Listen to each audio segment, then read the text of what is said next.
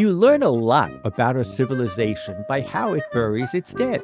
The ancient Egyptians built pyramids the size of cities. The Greeks turned warriors into marble gods. And in Mesopotamia, allegedly, kings were buried with their entire households, wives, servants, horses, entombed to serve them in eternity. The neighboring Ugaritic performed funeral rites to afford the dead an agreeable afterlife and to ensure that the dead will act benevolently, especially towards their own descendants. But in the Torah, in this week's Parsha, Miriam dies in the space of a single verse. And when Aaron dies, Moses strips him of his priestly garments, dresses his son in them, and moves on. Foreshadowing his own death, no monument, no shrine, no eternal flame, just dust, mourning, and a continuation of purpose. In the book of Numbers, we read the strange rituals surrounding the Red Heifer.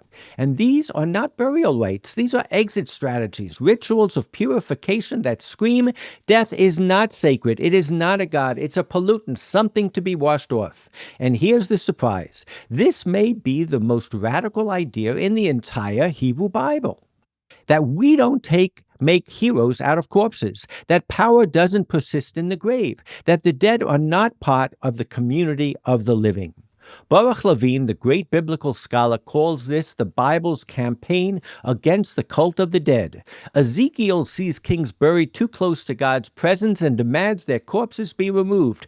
Josiah digs up ancient bones and burns them just to purify the land. And yet, that primal urge to hold on, to glorify, to make death meaningful never quite dies. Welcome to Madlik. My name is Jeffrey Stern, and at Madlik we light a spark or shed some light on a Jewish text or tradition. Along with Rabbi Adam Mintz, we host Madlik Disruptive Torah on your favorite podcast platform and now on YouTube. We also publish a source sheet on Sfaria, and a link is included in the show notes. This week's Parsha is Chukat. It is almost a cliche to say that Judaism rejects a cult of death and celebrates life. We explore the biblical and ancient Near Eastern sources for this concept, for this radical approach to mortality and man's search for the heroic. We ask, what does it mean to truly reject death? And what happens when a religion insists that life, not sacrifice, not martyrdom, not memory, but life is what matters most? So join us for Not in Your Life. Rabbi, you're in England. They have big pageantry when a king dies. A few weeks ago, the Pope was buried in a catacomb underneath the temple, so to speak. I think this week's Parsha is kind of fascinating. A lot of times we look at the mixed bundle and we say there's no connection. But at the beginning, we're going to see it talks about the Parah Aduma and this concept of impurity, tumah, related to death. And then, as I said before, we have Miriam, Aaron, and the foreshadowing of Moses' death. I don't think you can ignore the connection. No, for sure you can. And obviously, this is the end of the 40 years in the desert. This is the transition. One generation is dying and the next generation is coming to life. So this is the right topic for this week. This is the Chukat. We move to the 40th year in the desert, and this is the beginning of the story of that transition. So we're going to start at the beginning where it does talk about this red heifer, which we've explored in the past, but ultimately into this question of impurity caused by death. In Numbers 19, it says, another party who is pure. In the Hebrew, it says, Ve'osaf ish tahor, not a Levite, but just another person. You have this kind of contradistinction between pure people who create the ashes and the impure who benefit from them. So another party who is pure shall gather up the ashes of the cow and deposit them outside the camp in a pure place, to be kept for water of lustration for the Israelite community. It is for purgation. So again, it's an individual, doesn't say it's a Levite, and it's outside of the temple grounds. The one who gathers, again, very generic, the ashes of the cow shall also wash those clothes and be impure until evening. This shall be a permanent law for the Israelite and for the strangers who reside among them. I know, Rabbi, many people see the word ger and they think of Project Ruth and they think of conversions, but I think you can agree with me. A ger is like a toshav. It's someone with a green card living amongst you. The idea of convert does not appear in the Torah. In the Torah, it means a stranger, someone on the margins. Absolutely right. So it's kind of fascinating, and we're going to see this come out in this Baruch Levine, who we're going to focus on for his interpretation. So clearly, when it says a ger, it means just a resident alien. And so here we have no reference to a Levite. It's just a person who's pure. We have it outside of the temple grounds. And we have this available to anybody living in Israel, which kind of focuses me on the humanity of death and the humanity of how we deal with death. It is a universal issue of mankind. How do you deal with your mortality? And I just find that kind of fascinating. So then it goes on and it says, another party who is pure shall take the hyssop and dip it in the water. In 19, it says the pure person. It's so funny how it refers to, you would really think it would say the Levite, Right. whoever. But it says the pure person shall sprinkle the impure person on the third day, and this shall be a law for all time. And then, of course, we have this fascinating irony that we've dealt with in the past of how the pure person becomes impure and the impure become pure. But I want to go to the commentary of this Baruch Levine, that he wrote a commentary on Leviticus, which is chock full of sacrifices, and he wrote a commentary on Numbers, and he literally was an expert. I read a little bit about his bio. He was at NYU. He established the Judaic He was my studies. professor. Unbelievable. So confirm to me that he really, I mean, when we look at his commentary today, sometimes you and I will say that's a nice drash, and then sometimes we'll say that's peshat. I don't think that Levine would be associated with drash. That's correct. He really looked at the philology of the ancient Near East, the context that these verses were written in, and he looked at other practices very similar to Cassuto, who we dealt with in another episode or two. And what I found in his commentary on this section, there is a surfeit of exclamation points. He's getting excited. So let's just dive right in. He says in the second section of Numbers 19 that we just read, no specific role is projected for priests. It is required only that a pure person, ish tahor, perform the rite of lustration. The implication of this shift will be discussed in the comment below. Quite possibly, the lustration rite prescribed in the later section of this chapter had a popular rather than a priestly origin.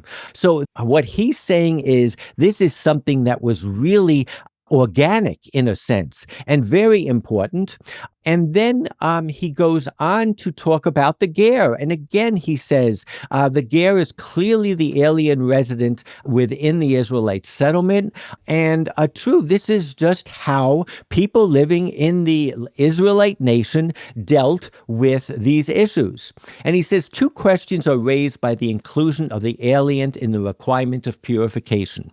One was the corpse of a non-Israelite also a source of impurity? That is a question that gets asked even up till today.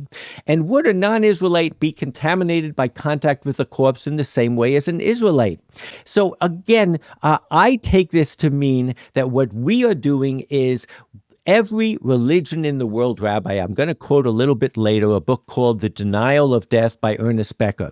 And you can make a case that one of the prime objectives of every religion is to explain mortality and to provide the followers of that religion some way to navigate our mortality. And we'll see maybe how do we make an impact upon life. And I think as we look at these verses, guess what? Here we are. This is where our Torah is doing it. Yeah, I mean, you say that Levine is interested in this and then denial of death. I mean, the topic of death is a topic that's fascinated people for 3,500 years. And of course, the reason for that is because of the unknown. It's really a question of how does the Torah deal with the unknown? And that's why it's so fascinating. And that's why Levine is so fascinating. He's trying to get underneath, get to the truth of what does the Torah think about this unknown. Yes. And he jumps forward to Numbers 31 because he says in Numbers 31, we have the first real use case of these laws. And it says there, you shall then stay outside the camp 7 days, every one amongst you or among your captives who has slain a person or touched a corpse shall purify himself on the third day. So now we're talking about battle. We're talking about soldiers returning from the battlefield, and they have to go through this, and it literally repeats over all of the laws that we just learned. And Levine says the laws of Number 31 require Israelite warriors who had killed human beings in battle to remain outside the encampment for 7 days. Inevitably, the provisions of Number 31 represent a direct application of the laws of the present chapter. Numbers 19 provides a unique instance in priestly legislation of riddance rites entirely separate from the sanctuary and its sacrificial altar. So here's what he's saying. We are looking at a kind of a closed battery of rules. Consider the following of its features. The slaughter of the red cow took place outside the encampment. The cow was totally incinerated in a single procedure. The ashes yielded by the incinerated cow were to be stored in a pure place outside the encampment, not within the sanctuary, as was customary for consecrated subjects. So he goes on and on to say two things. That number one, this was totally isolated from all of the temple rituals that we've been studying about. You can really look at it on its own. And he goes, the operative magical principle of the rites of Numbers 19 is sympathetic. Death rids the community of death. And this is where this scholarly academic puts an exclamation point. What he's saying is that the ashes represent the annihilation and are therefore effective when applied to persons and objects defiled with contact to the dead. He is saying that the Torah's approach, and I'm going to let him speak a little bit further, where he argues that it's unique, is to not make death transcendent. He put an end to death. The mixture of ashes and living water had a primary practical basis. In liquid form, this mixture could be applied in persons and objects. The operative cultive principle is substitution. So he's getting a little worked up here. He's very excited by this. And as I started thinking about it, Rabbi, there's one other thing that was mentioned above. It didn't say the Mishkan, it said the Mikdash. And I'm sure later scholars will say, this is a later text. The way I take it to mean, the reason it didn't refer to the tabernacle and instead related to the temple is because the Torah was literally distancing our acts of mourning and dealing with the dead from others who use their temple. I made a reference before. When the Pope died, they buried him in their temple. That to a Jew would be anathema. We could never imagine burying somebody in our Beit Knesset or in our sanctuary. There might be a cemetery next door, but it's this separation, I think, that he points to that comes literally from this. And what he's arguing is these rituals were made not to aggrandize death and to give people this kind of, think of it, when we think of death and the ceremonies that one associates with death, it's almost a ritual rite of accompanying the dead to the netherworld, making sure the dead remember it. If you think about it, it doesn't exist in Judaism. Yeah, well, that's really good. And I would add to that, min hamikdash lo yetzeh, the reason they talk about mikdash, about the temple rather than about the tabernacle, is because the word temple has the word mikdash, which is kodesh. And that's what Levine points out. This whole thing is how you deal with the holiness, right? That someone who's in contact with the dead is not allowed to come into holiness. And how are they allowed to re-enter holiness? They re-enter holiness by coming in contact with the ashes of the dead heifer. So the death, cancels out the death, and then they can be holy again. So it makes your point and Professor Levine's point even stronger. Yeah. And I think what I always believed, and when I started researching this week, I said, you know what I always thought? We left Egypt.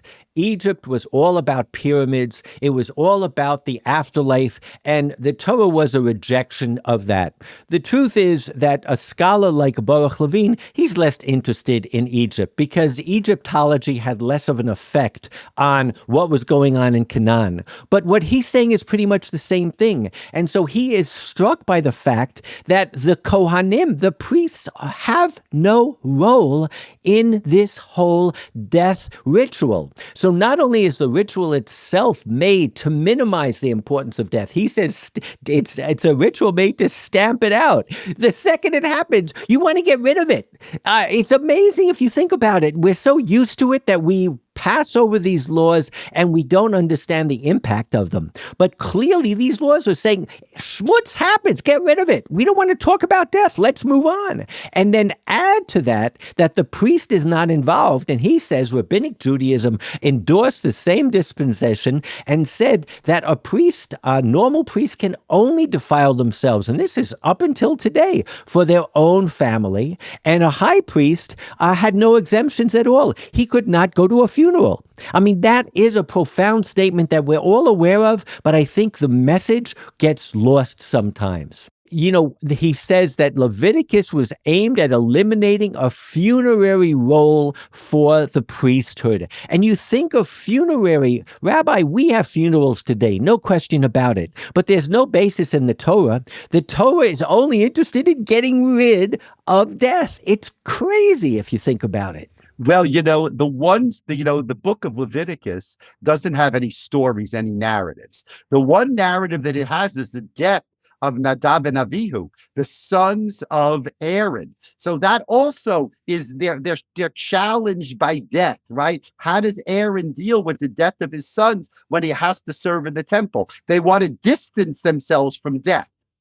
Yeah. And what he calls it is the cult of the dead.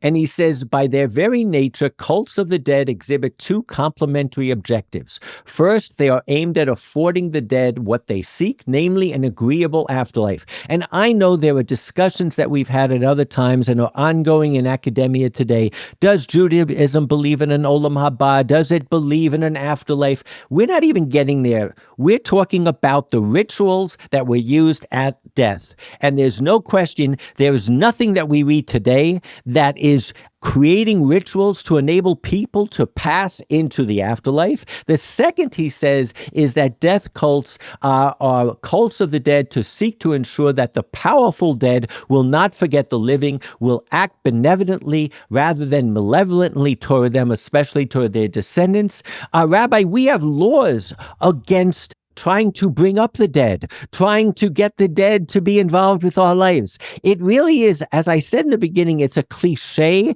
that Judaism is all about choosing life, b'charta b'chaim, but here we're looking at the laws themselves, and it's striking what is not being done. And of course, you need a scholar of Baruch Levine's size to really give us the confidence to say, this is not drash, this is peshat. Right. That's the interesting thing, that he says this is really what it's talking about. That's the tension in the Torah, how you deal with that. Okay, good. Now we'll see what Yechezkel has to say. So he brings a few proof tests to show that this was such a key element in Judaism that when we're all very aware of how later generations stumbled and they worship Baal and so forth and so on. But in Ezekiel, he talks about kings must not again defile my holy name by their apostasy and by corpses of their kings at their death. What Levine is arguing from verses such as this was that when we fell back and when kings and prophets came to bring us back to our sources, one of the things they were fighting were funeral rites for kings that were occurring. And that was not Israelite. That was not part of our mission. And the other thing that happened was the temple was combined with where the kings were buried. You literally had what I was talking about before when the Pope was buried. When Israel fell behind in their theology, they were burying kings right next to the temple. And he brings other sources where in Kings 2, there was a reversal of a customary practice by establishing a new category of impurity associated with the death. This was something that was part of our fight to stop Israel from falling back into the default culture of the world they lived in, where kings, powerful people, and maybe just everybody were seen as important in the afterlife for our life. And what he's arguing is that what is unique about the Israelite perspective that we're seeing there today is that literally these rituals that we have are made to put death into the box, so to speak, to get rid of it. Yeah, that is fantastic. Okay, great. Let's see what he says now. Now we go back to our verse about Miriam's. Yeah, so you cannot ignore the fact that right after all of these laws, what do we get? We get in Numbers 20, the Israelites arrived in a body in the wilderness of Sin on the first new moon. The people stayed at Kadesh. So far, you'd think it's a typical verse from Bar Midbar, from Numbers, recounting a stop on the road. And then it says Miriam died there and was buried there. And that's it, Rabbi.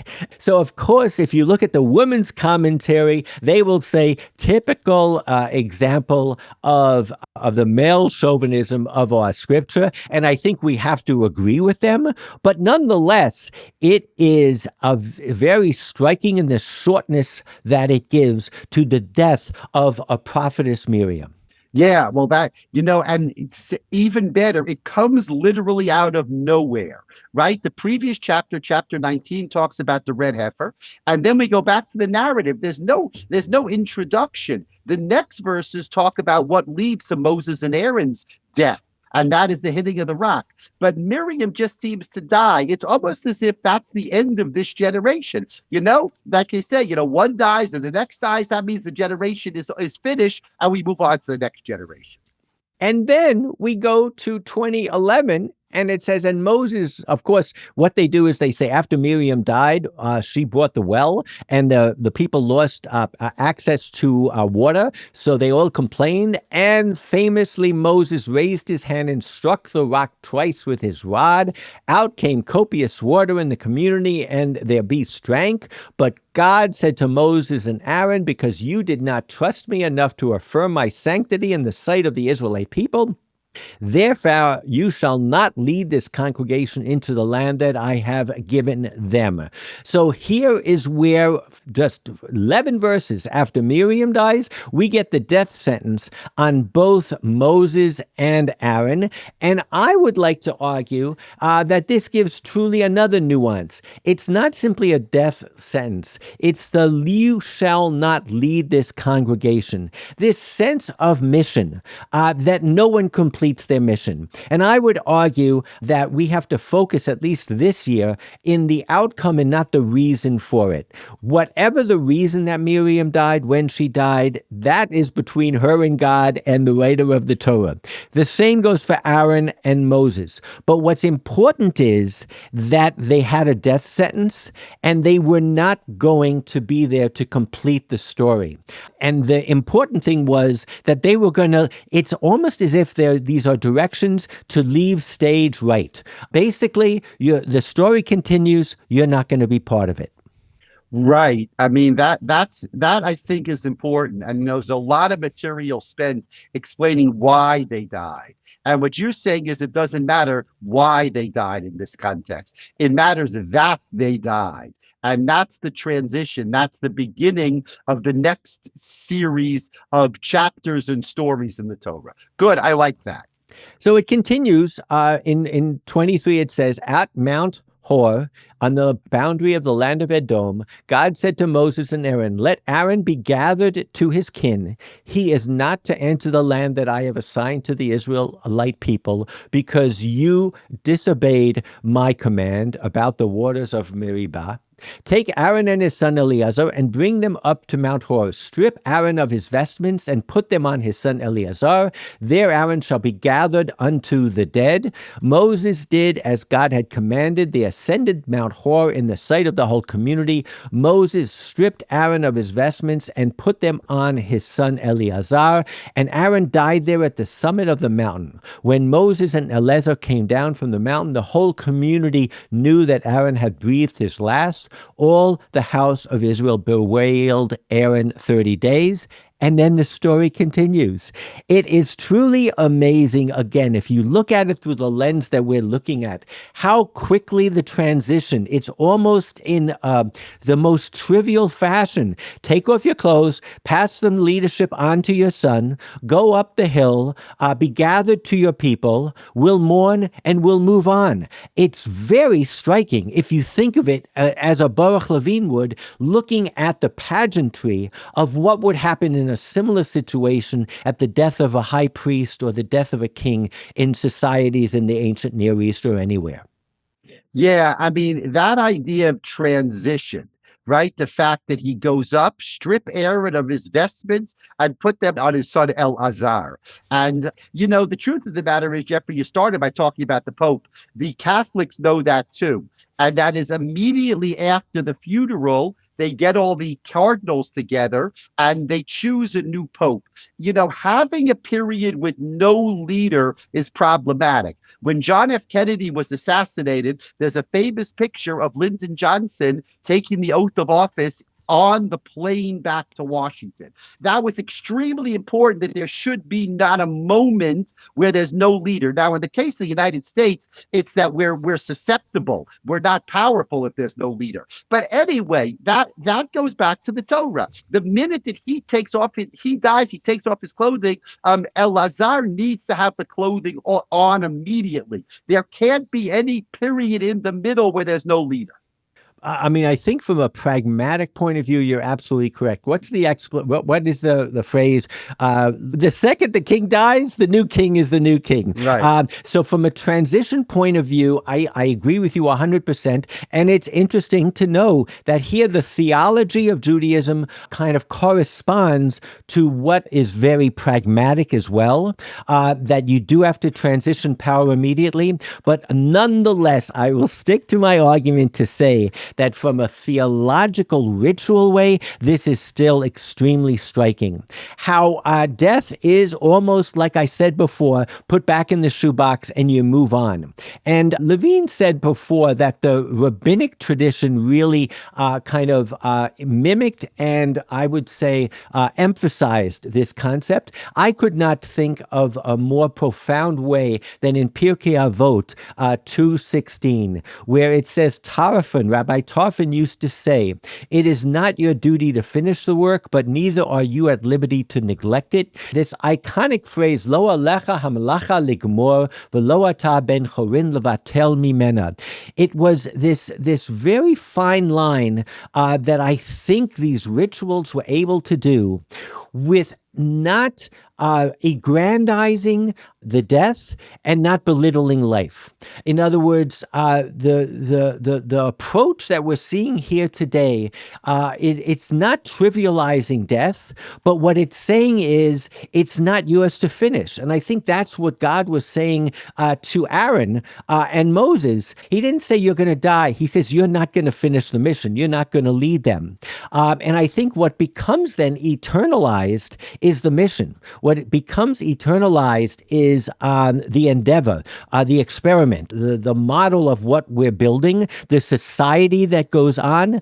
But I think it is so striking that death itself is almost, you can't but say, minimalized. And I think this sense of heroism it came up when I was reading Denial of Death, because part and parcel of wanting to be immortalized, our desire to be able to transcend the end of our life, is this sense of being able to kind of heroically persevere. And I think we saw that a little bit when Levine quoted the verses in number 30. And he says the first use case that we have is after a battle. After a battle, you're the hero. You've won, and you have to wash yourself from this. You're almost taken back to your source. There's no room for triumphalism because none of us gets to finish the mission. In Denial for Death, he writes, the idea of death, the fear of it, haunts the human animal like nothing else. It is a mainspring of human activity designed largely to avoid the fatality of death, to overcome it by denying in some way that it is the final destiny for man. Anthropological and historical research, also begun in the 19th century, put together a picture of the heroic since primitive and ancient times. The hero was the man who could go into the spirit world, the world of the dead, and return alive. And he talks about how obviously in Christianity you had that clearly in Jesus. But here we're looking in the same view chapters that we're dealing with how do you deal with death, we look at our potential heroes. And I think it is so striking how the heroes are dealt with. There is no sense of watching Aaron or Miriam go into the spirit world, and there is certainly no sense of them coming back or even giving them power in the next world over our life. They are truly divorced from it. And I think that is striking, and I think this is a singular case where the Peshat, the academic and historical analysis of the text really flushes out something that has become very Jewish. This love of life that we Jewish people seem to have drunk in our mother's milk, but it comes from these sources. It's fascinating to me. Absolutely fascinating. V'chai bahem. You should live by the laws, right? You don't die by the laws. We're people of living. You can't serve God if you're dead. Yes, so we wish everybody a Shabbat Shalom, full of life. When you raise that Kiddush cup on Friday night, you are making Kiddush, but you are also saying L'chaim. So L'chaim to everyone. See you all next week.